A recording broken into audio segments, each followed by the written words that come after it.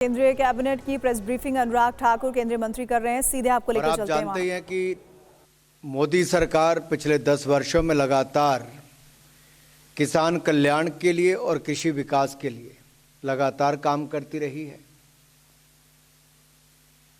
और आज का पहला निर्णय भी जो सीसीए से संबंधित है वो गन्ना सीजन, जो आगामी गन्ना सीजन है उसके लिए जो मूल्य तय करने का निर्णय किया गया है।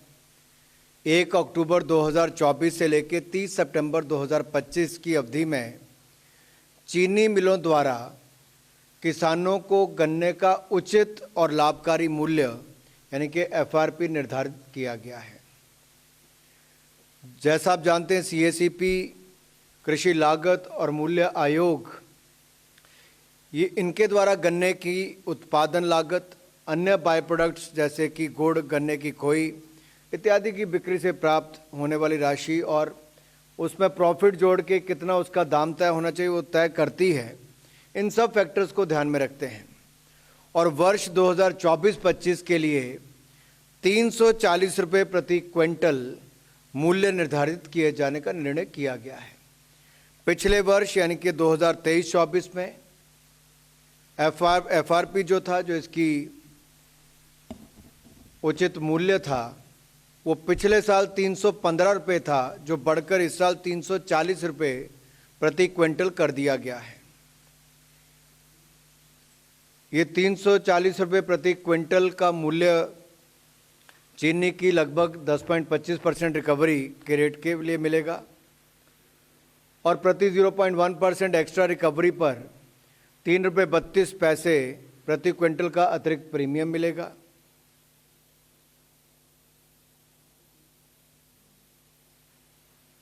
पहला निर्णय तो ये था जिससे किसानों के आमदन भी बढ़े। और मैं एक आंकड़ा आपके सामने जरूर बताना चाहता हूं। 2014 से पहले हम सब जानते हैं किसानों को खाद के लिए भी सड़कों पर उतरना पड़ता था, नहीं मिलती थी। उस समय गन्ने की सही कीमत और पैसा भी उनको नहीं मिलता था, साल साल 2-2 साल इंतज़ार करना पड़ता था। अगर मैं केवल पिछले 4-5 सालों का भी उदाहरण दूं तो सन 2019-20 ये जो वित्तीय वर्ष है इसमें 75,854 करोड़ रुपया किसानों को मिला, गन्ना किसानों को। और 2020-21 में 93,011 करोड़ रुपया मिला। 2021-22 में 1,18,618 रुपये मिले और 2022-23 में 1,14,005 रुपये मिले। और ये लगभग 99.9% पैसा इनके खाते में सीधा चीनी मिलों द्वारा दिया गया। और इस साल भी अब तक 81% से ज़्यादा पैसा अब तक मिल चुका है। तो कैसे मोदी सरकार की गारंटी, मोदी की गारंटी जो है किसानों की आमदन को दोगुना करने के लिए लगातार, इसके लिए हम प्रतिबद्ध भी हैं और सारे कदम उस दिशा में उठाए गए हैं। दूसरा निर्णय, क्योंकि किसान के पास पशुपालन का भी काम होता है, तो नेशनल लाइवस्टॉक मिशन के अंतर्गत एक सब स्कीम, ये हमारे पशुपालन और डेयरी विभाग के मंत्रालय से जुड़ा हुआ है।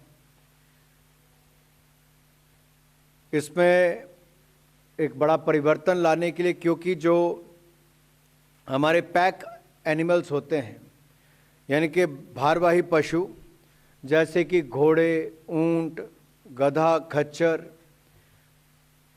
आदि की संख्या देश भर में घट रही है और देसी नस्ल की कुछ प्रजातियां लुप्त होने के कगार पर हैं।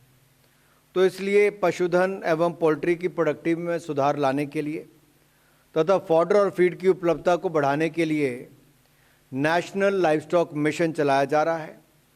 और इसके अंतर्गत ब्रीड इम्प्रूवमेंट, नस्ल को सुधार करने के लिए ब्रीड मल्टीप्लिकेशन फॉर्म बनाने का काम हो रहा है। अच्छी क्वालिटी के फॉडर के सीड प्रोडक्शन और सर्टिफिकेशन संबंधी कार्य किए जा रहे हैं। और इसके लिए एंटरप्रेन्योर्स के रूप में कोई व्यक्ति हो, इंडिविजुअल हो, सेल्फ हेल्प ग्रुप हो, फार्मर प्रोड्यूसर ऑर्गेनाइजेशन हो, फार्मर्स की कोऑपरेटिव ऑर्गेनाइजेशन हो, इन सबको 50% कैपिटल सब्सिडी इसका प्रावधान दिया गया है और जिसकी अधिकतम सीमा 50 लाख रुपया रखी गई है। इसके अतिरिक्त पशुधन का इंश्योरेंस और रिसर्च एंड डेवलपमेंट के कार्य भी किए जाते हैं।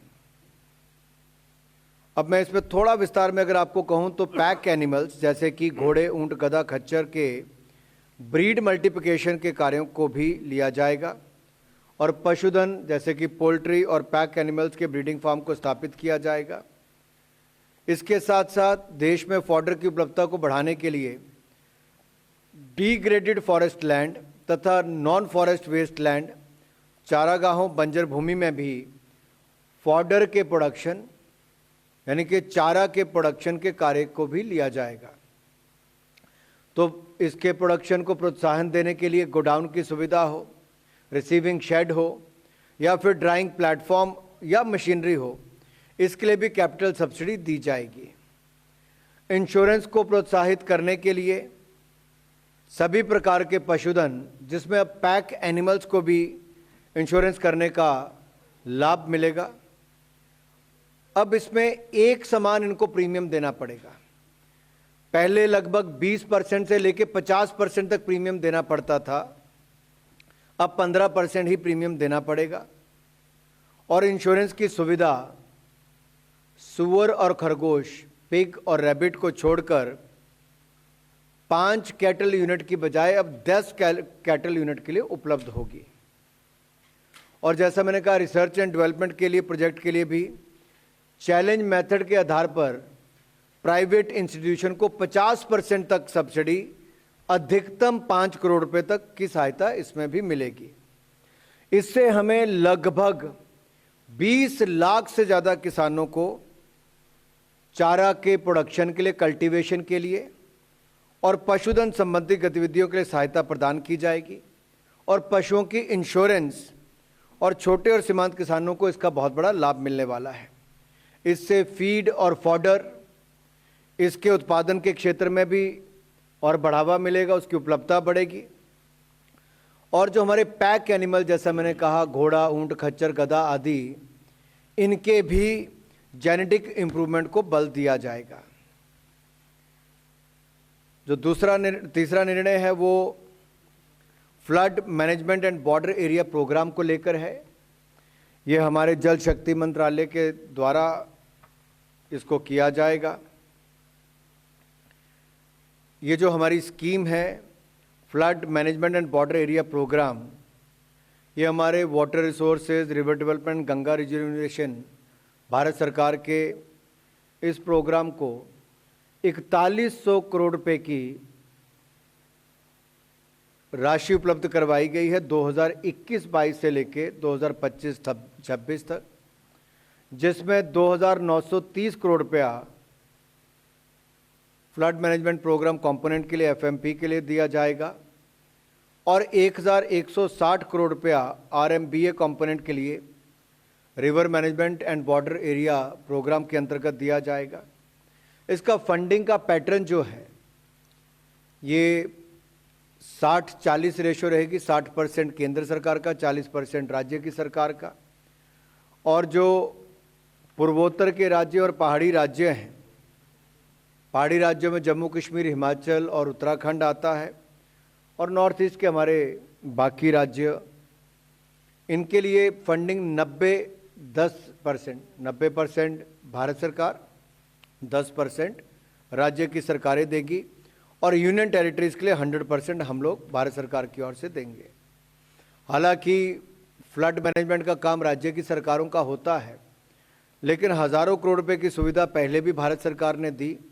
अब इसको अगले 2021-22 से लेकर 25-26 तक इसको किया गया है और इसकी थ्रेशोल्ड लिमिट को भी, एस्टिमेट कॉस्ट जो 100 करोड़ इससे बड़े प्रोजेक्ट हैं उनको भी जनरल कैटेगरी स्टेट और 50 करोड़ जो है वो हमारे नॉर्थ ईस्टर्न स्टेट और पहाड़ी राज्यों के लिए रखा गया है। इसके लिए 4100 करोड़ रुपए की मंजूरी मोदी सरकार ने की है। महिला सुरक्षा के लिए हर कदम हमारी सरकार ने उठाए।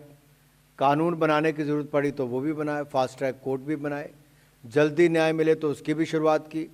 और आपको याद होगा ये जो टाइम बाउंड इन्वेस्टिगेशन का प्रावधान से लेके 761 फास्ट ट्रैक स्पेशल कोर्ट की स्थापना भी की और इमरजेंसी की स्थिति में महिलाओं को 24/7 सहायता यानी कि 24 घंटे सातों दिन सहायता हेतु देश में एक हेल्पलाइन नंबर 112 नंबर की शुरुआत भी की गई तथा 45 इमरजेंसी रिस्पांस सेंटर्स की स्थापना हुई। कानून में हमने संशोधन भी किया कि रेप के मामले में सज़ा की वृद्धि भी की गई, यहाँ तक कि माइनर के साथ करोगे तो फांसी की सज़ा तक, मृत्युदंड तक भी है। अब महिलाओं के सुरक्षा संबंधित विभिन्न इनिशिएटिव को कंसोलिडेट करते हुए एक umbrella scheme safety for women को वर्ष 2025-26 तक लागू करने का निर्णय लिया गया है।